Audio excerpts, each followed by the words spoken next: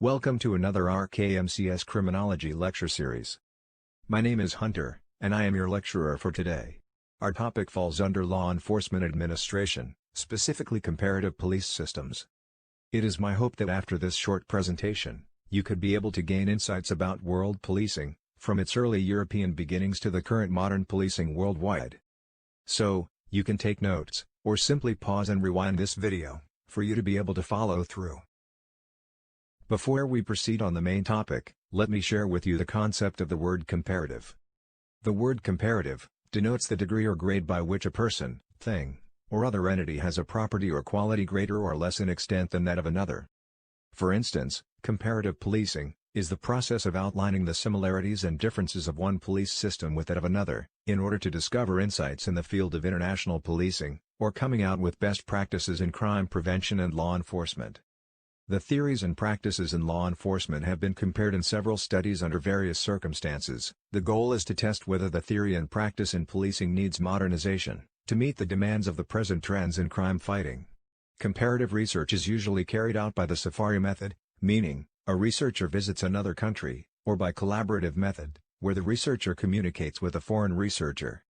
In the context of this discussion, the study of comparative police system, criminal justice and law is a fairly new field, and has corresponded with rising interest in a more established field known as comparative criminology. As an introduction, about world policing. Police systems around the world demonstrates a diversity of police organizations. Some are religious in nature, or at least inspired by religion, others based on legal traditions, some are influenced by ideology and political theory. The comparison between city police results in more of similarities than differences. Regardless of the nature of policing around the world in the 21st century, police organizations share more common traits. With the advent of sophisticated crime and terrorist networks, police battle the enemies of social order on a number of fronts, in many cases sharing a common enemy while thousands of miles apart. Police organizations also share many similar frustrations, whether in Africa, Asia, or the Americas. Jurisdictional disputes and turf squabbles continue to plague police organizations, large or small, coordinated or uncoordinated, centralized or decentralized. Any definition of policing prior to the modern era is problematic, due in part to the broad range of duties expected of so-called police in previous centuries. Regardless of their tasks, police duties were typically performed, through mutual obligation by community members. Even in pre-literate societies, individuals were often expected to act in a police capacity, whether bringing to justice a person who threatened the community, or exercising personal vengeance prior to a judicial institution. Until the 18th century, military and paramilitary police forces were the rules rather than the exceptions. Now, let's talk about the European traditions. The origins of policing in continental Europe can be traced back to the Middle Ages, but major developments took place in the 18th and 19th centuries that laid the foundations for modern state police systems. By the middle of the 18th century, Europe's absolutist rulers, seeking a modern police force, looked to France, where Paris was considered the best policed city in Europe. European continental innovations stemming from Napoleonic France have had a dramatic impact on the development of centralized state policing throughout the world. At the Congress of Vienna in 1814 and 1815, Tsar Alexander I of Russia was so impressed by the Austrian police, both civil and military, that he arranged members of the Russian embassy staff in Vienna to draw up recommendations for the formation of gendarme regiments in Russia, based on the Austrian model.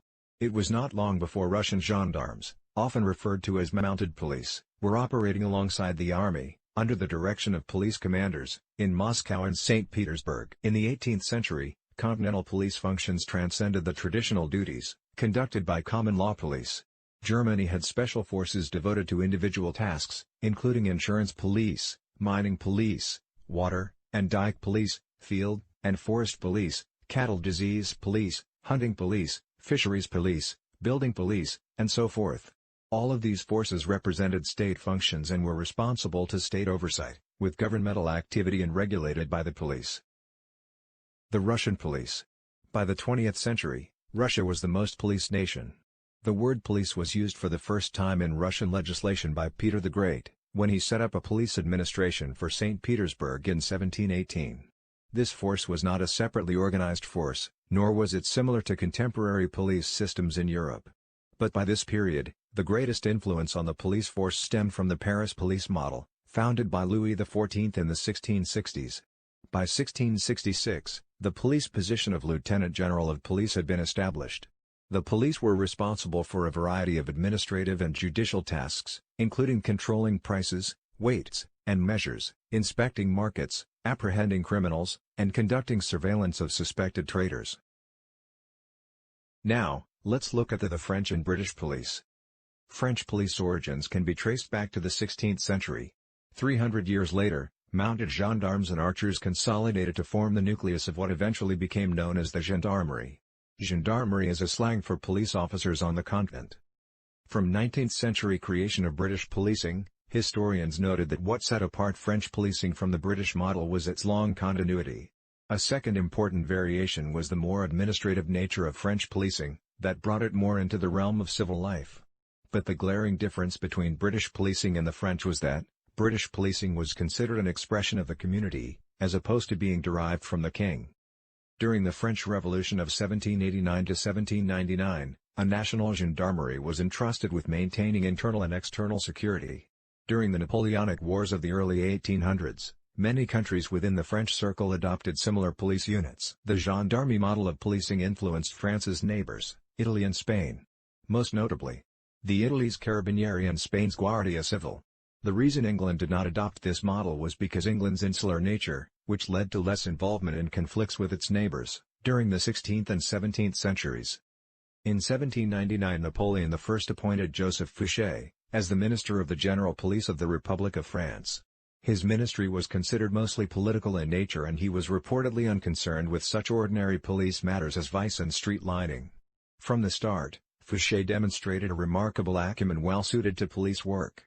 Considered the father of police intelligence operations, during his tenure he reorganized the Paris police, initiating the prefecture system that exists to this day. Fouché is credited with establishing a centralized police force that was responsible to the national government. His administrative innovations included setting up police departments that were proportional to the populations of various urban units. Over time, he became a proponent of preventive policing, anticipating by 3 decades some of the principles of British statesman Sir Robert Peel. Now, let's talk about the antecedents of the British police. By the end of the 18th century, policing in London was for the most part still the domain of the parish constables, watchmen, and other amateurs. Most visitors to Europe would consider London more disorderly and less safe than Paris, or even Munich, which one historian described as well policed as early as the late 1780s. Despite the relative effectiveness of police in Paris and Munich, most English residents would favor the rampant disorder of London and other English environs rather than give up their cherished freedoms and make the transition to a more oppressive regime. In the 18th century, English reformers visualized a police system that would be more preventive in nature. Much of the early groundwork for the London Metropolitan Police was laid by the Fielding brothers. Henry Fielding, during his 6-year tenure at this post, he implemented several policies that led to increased safety on the streets of London. He introduced the Bow Street Runners, a specially formed group of 6 to 80 constables who ran to the aid of crime victims and pursued malefactors, in order to earn rewards for their capture. Fielding demonstrated foresight in police matters in his 1751 essay, An Inquiry into the Causes of the Late Increase of Robbers, which called for a professional, full-time police force. One of his first goals as police magistrate was to stem the corruption emanating from the Bow Street office. Fielding funded the publication of the Covent Garden Journal, a precursor to the Scotland Yard Police Gazette, which was dedicated to educating the public about the rising crime problem. But he still faced reluctance on the part of the public to welcome a professional police force. Following the death of Henry Fielding in 1754, his campaign for professional policing was taken up by his half-brother John Fielding. Blinded at age 19, John succeeded Henry as magistrate and head of the Bow Street Runners in 1754. His 1755 pamphlet, Plan for Preventing Robberies Within 20 Miles of London, explained his strategy for breaking up organized gangs of criminals, which had plagued the periphery of London for decades. 3 years later, he oversaw the publication of a similar pamphlet, an account of the origin and effects of a police set on foot by the Duke of Newcastle on a plan suggested by the late Henry Fielding. An astonishing detective despite his visual impairment, Fielding, sometimes referred to as the Blind Beak, reportedly could identify hundreds of criminals by voice alone. During his tenure with Bow Street, he made this office the official police headquarters with 2 officers always posted at the ready to pursue highwaymen. Despite the entreaties of the Fielding brothers, Their vision for policing was ahead of its time by almost a half-century. In 1792, Justice of the Peace Patrick Cahoon became interested in police reform through the work of the Fielding brothers, and after detailed conversations with English philosopher Jeremy Bentham, Cahoon's investigations led him to write a treatise on the police of the metropolis, published in 1797. Among the more important police concepts laid out in the book was the idea of crime prevention, a radical departure for the traditionally reactive police establishment of Europe.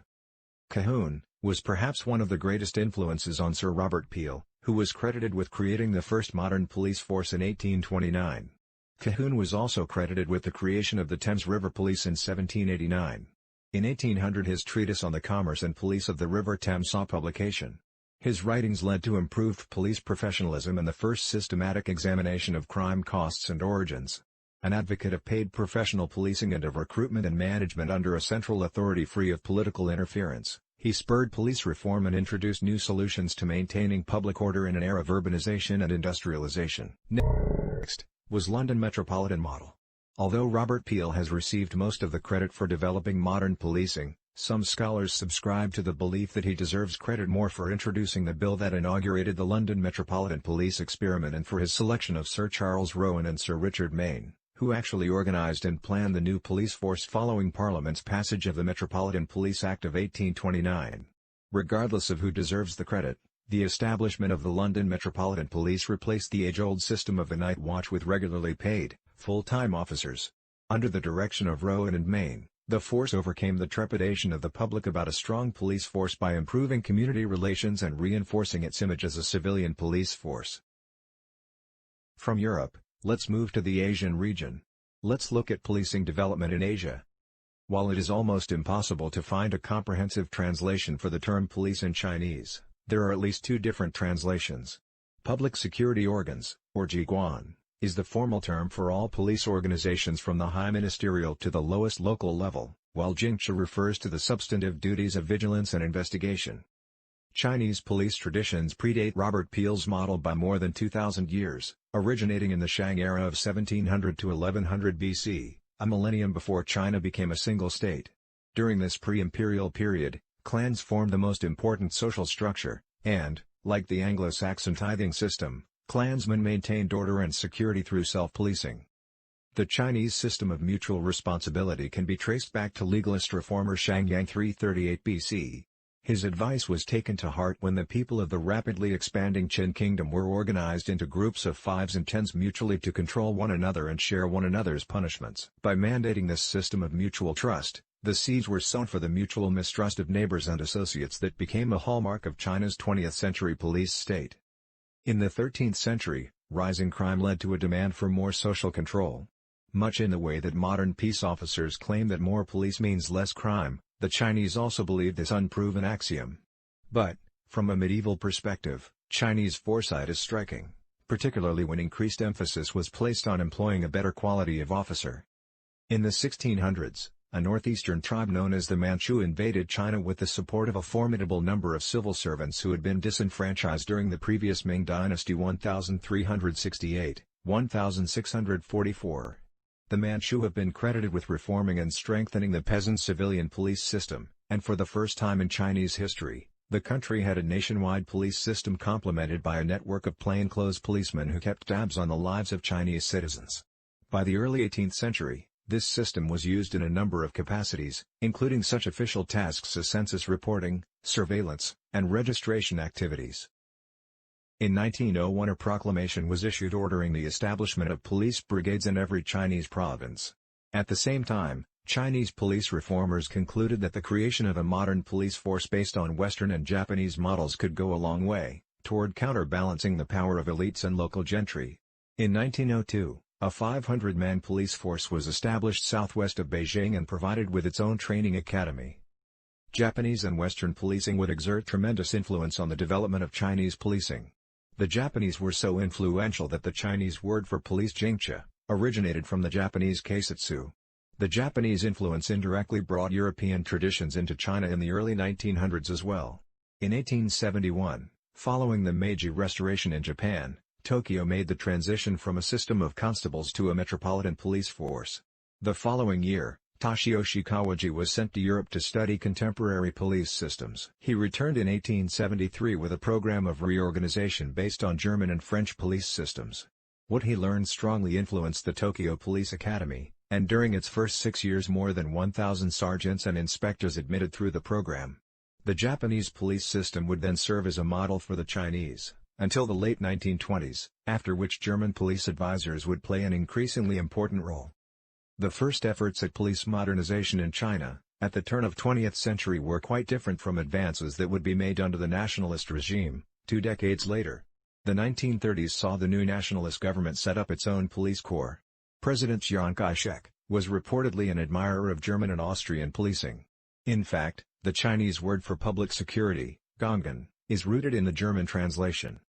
Influenced by centralized police activities in Japan and Europe, efforts were soon in place to standardize Chinese practices such as the increase the number of officers and police budgets, and the introduction of a uniform fingerprinting system. Here, there is a bit of historical irony because the system of fingerprint identification had been used in China centuries earlier, as a way for illiterate individuals to sign contracts. So, while the Chinese had been acquainted with the types of patterns of fingerprints for hundreds of years, they did not take the lead in developing a system of classification, until the Europeans did. As Adolf Hitler consolidated his power in Germany in the 1930s, Chiang Kai-shek cultivated contacts with German advisors. Thus, in 1933, he sent a delegation to Berlin to study German military organization. At the same time, Chiang Kai-shek allowed German police experts to teach at the military and police academies in China. So, over the next 5 years, a number of nationalist police officers were sent to Berlin and Vienna to study German policing. However, most of these students were barred from courses outside basic instruction on crime detection and precinct duties. Rubbing at these restrictions, Chiang Kai-shek intervened to allow 3 of his subordinates to train with German security squads in the secret police in 1936. So, as recently as the 1970s, some of these former trainees, then living in Taiwan, looked back reflectively to this period, exalting German efficiency and lawfulness. But despite the influence of Japanese and German advisors, the Chinese regarded the Americans as the authority when it came to professional organization and training. Apparently, there was mutual admiration being traded between the two cultures.